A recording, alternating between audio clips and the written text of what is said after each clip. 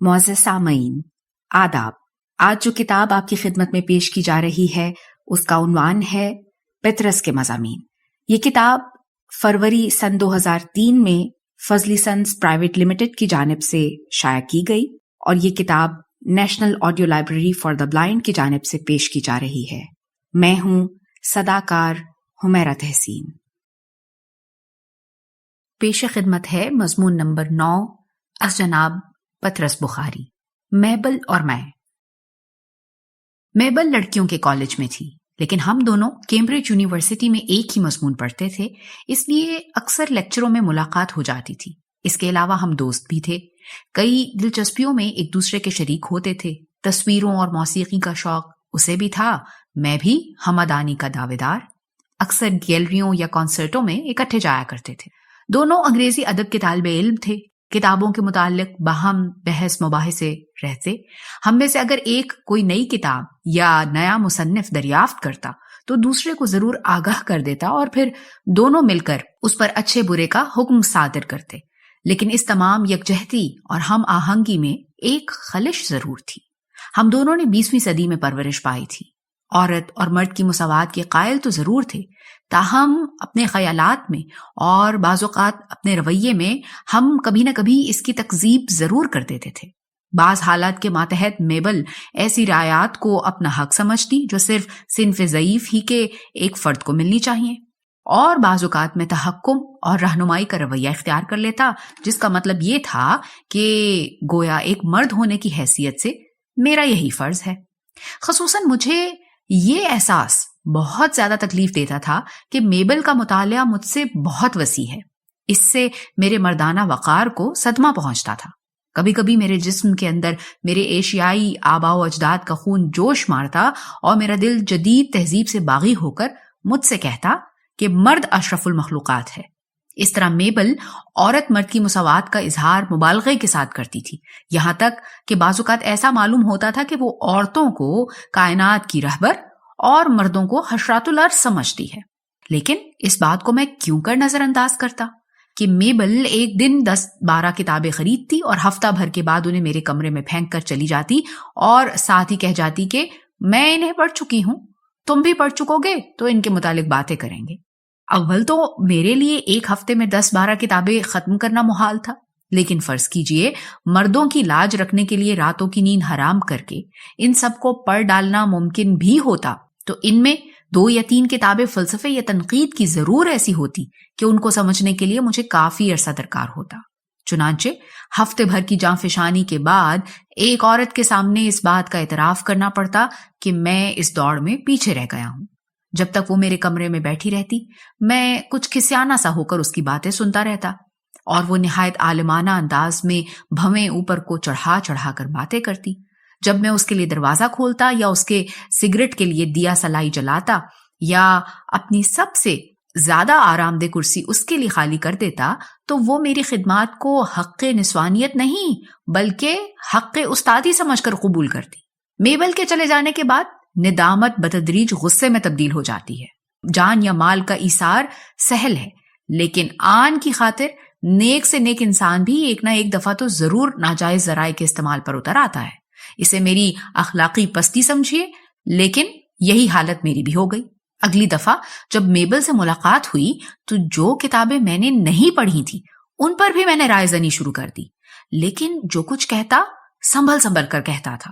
تفصیلات کے متعلق کوئی بات منہ سے نہ نکالتا تھا، سرسری طور پر تنقید کرتا تھا اور بڑی ہوشیاری اور دانائی کے ساتھ اپنی رائے کو جدت کا رنگ دیتا تھا۔ کسی ناول کے متعلق میبل نے مجھ سے پوچھا تو جواب میں نہایت لا ابالیانہ کہا، ہاں اچھی ہے لیکن ایسی اچھی بھی نہیں۔ مصنف سے دور جدید کا نقطہ نظر کچھ نبھ نہ سکا، لیکن پھر بھی بعض نقطے نرالے ہیں، بری نہیں۔ کنکھیوں سے میبل کی طرف دیکھتا گیا، لیکن اسے میری ریاکاری بالکل معلوم نہ ہونے پائی۔ ڈرامے کے متعلق کہا کرتا تھا، ہاں پڑھا تو ہے لیکن ابھی تک میں یہ فیصلہ نہیں کر سکا کہ جو کچھ پڑھنے والے کو محسوس ہوتا ہے وہ اسٹیج پر جا کر بھی باقی رہے گا یا نہیں، تمہارا کیا خیال ہے؟ اور اس طرح سے اپنی آن بھی قائم رہتی اور گفتگو کا بار بھی میبل کے کندھوں پر ڈال دیتا۔ تنقید کی کتابوں کے بارے میں فرماتا، اس نقاد پر 18ویں صدی کے نقادوں کا کچھ اثر معلوم ہوتا ہے، لیکن یوں ہی نامعلوم سا، کہیں کہیں بالکل ہلکا سا. اور شاعری کے متعلق اس کا رویہ دلچسپ ہے، بہت دلچسپ، بہت دلچسپ. رفتہ رفتہ مجھے اس فن میں کمال حاصل ہو گیا. جس روانی اور نفاست کے ساتھ میں ناخواندہ کتابوں پر گفتگو کر سکتا تھا، اس پر میں خود حیران رہ جاتا تھا. اس سے جذبات کو ایک آسودگی نصیب ہوئی. اب میں میبل سے نہ دبتا تھا، اسے بھی میرے علم و فضل کا معترف ہونا پڑا. وہ اگر ہفتے میں 10 کتابیں پڑھتی تھی تو میں صرف 2 دن کے بعد ان سب کتابوں پر رائے زنی کر سکتا تھا. اب اس کے سامنے ندامت کا کوئی موقع نہ تھا. میری مردانہ روح میں اس احساس فتح مندی سے بالیدگی سی آ گئی تھی. اب میں اس کے لیے کرسی خالی کرتا یا دیا سلائی جلاتا تو عظمت و برتری کے احساس کے ساتھ، جیسے ایک تجربہ کار تنومند نوجوان ایک نادان کمزور بچی کی حفاظت کر رہا ہو. صراط مستقیم پر چلنے والے انسان میرے اس فریب کو نہ سراہیں تو نہ سراہیں، لیکن میں کم از کم مردوں کے طبقے سے اس کی داد ضرور چاہتا ہوں. خواتین میری اس حرکت کے لیے مجھ پر دوہری لعنتیں بھیجیں گی کہ ایک تو میں نے مکاری اور جھوٹ سے کام لیا، اور دوسرے ایک عورت کو دھوکہ دیا. ان کی تسلی کے لیے میں یہ کہنا چاہتا ہوں کہ آپ یقین مانیے کئی دفعہ تنہائی میں نے اپنے آپ کو بہت برا بھلا کہا. بعض اوقات اپنے آپ سے نفرت ہونے لگتی. ساتھ ہی اس بات کا بھلانا بھی مشکل ہو گیا کہ میں بغیر پڑھے ہی علمیت جتاتا رہتا ہوں. میبل تو یہ سب کتابیں پڑھ چکنے کے بعد گفتگو کرتی ہے، تو بہرحال اس کو مجھ پر تفوق تو ضرور حاصل ہے. میں اپنی کم علمی ظاہر نہیں ہونے دیتا، لیکن حقیقت تو یہی ہے نا کہ میں وہ کتابیں نہیں پڑھتا. میری جہالت اس کے نزدیک نہ صحیح، میرے اپنے نزدیک تو مسلم ہے. اس خیال سے اطمینان قلب پھر مفقود ہو جاتا اور اپنا آپ عورت کے مقابلے میں پھر حقیر نظر آنے لگتا.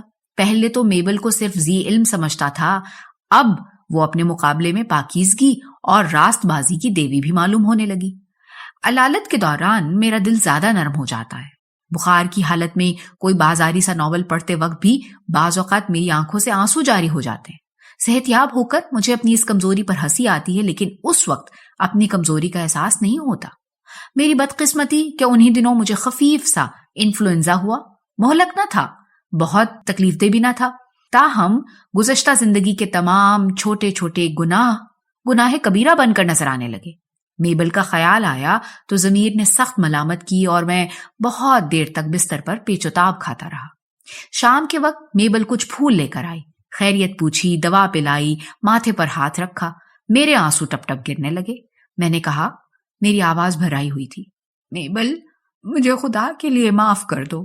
اس کے بعد میں نے اپنے گناہ کا اعتراف کیا اور اپنے آپ کو سزا دینے کے لیے میں نے اپنی مکاری کی ہر ایک تفصیل بیان کر دی. ہر اس کتاب کا نام لیا جس پر میں نے بغیر پڑھے لمبی لمبی فاضلانہ تقریریں کی تھیں. میں نے کہا، میبل پچھلے ہفتے جو 3 کتابیں تم مجھے دے گئی تھی ان کے متعلق میں تم سے کتنی بحث کرتا رہا ہوں، لیکن میں نے ان کا ایک لفظ بھی نہیں پڑھا. میں نے کوئی نہ کوئی ایسی بات ضرور کہی ہوگی جس سے میرا پول تم پر کھل گیا ہوگا. کہنے لگی، نہیں تو. میں نے کہا، مثلاً ناول تو میں نے پڑھا ہی نہ تھا، کیریکٹروں کے متعلق جو کچھ بک رہا تھا وہ سب من گھڑت تھا.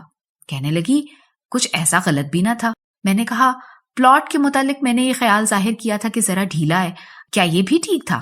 کہنے لگی، ہاں پلاٹ کہیں کہیں ڈھیلا ضرور ہے.